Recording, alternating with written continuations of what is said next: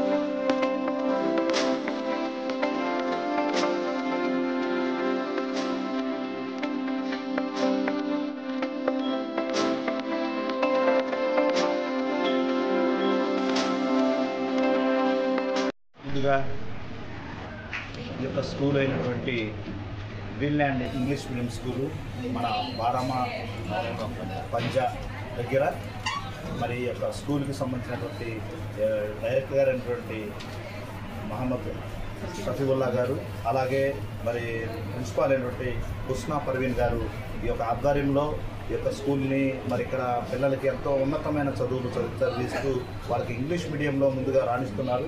మరి ఇక్కడ ఈ యొక్క ఎక్స్పో ఉన్నటువంటి ఈ యొక్క ప్రోగ్రామ్ని వీళ్ళందరూ కూడా పిల్లలు మరి ఇక్కడ ఉన్న స్టూడెంట్స్ అంతా కూడా చక్కగా ఈ యొక్క కార్యక్రమానికి వాళ్ళకు ఉన్నటువంటి టాలెంట్ని ఇక్కడ నిరూపించుకున్నారు. మరి దీనికి ముఖ్యంగా ఇక్కడ ఉన్నటువంటి స్కూల్లో ఉన్నటువంటి టీచర్స్ వాళ్ళ యొక్క కృషిని మనం ముందుగా అభినందించాలి. ఎందుకంటే మనకు గురువులు అంటే దేవుళ్ళతో సమానం. మనం చూస్తూ ఉన్నాం తల్లిదండ్రుల తర్వాత గురువులు.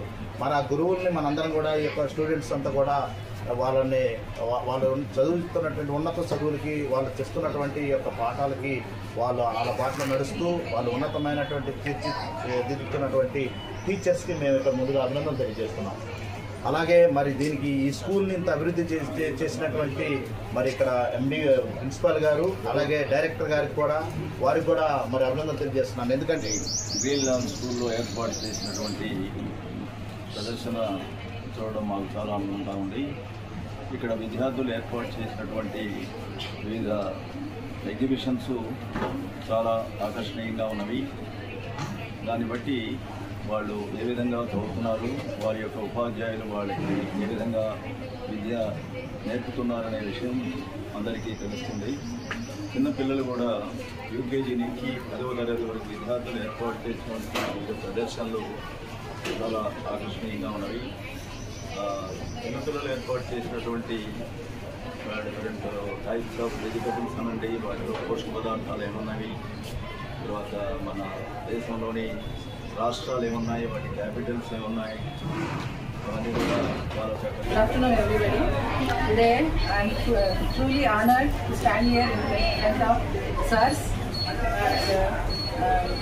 Today we have organized a science exhibition, and when we walk through the science exhibition, the students, they have excelled in the projects and they have made the projects with the teamwork, and a science exhibition also promotes the teamwork, and they can understand the facts and concepts perfectly, because with the teamwork, with the help of their friends and teachers, they make the projects perfectly.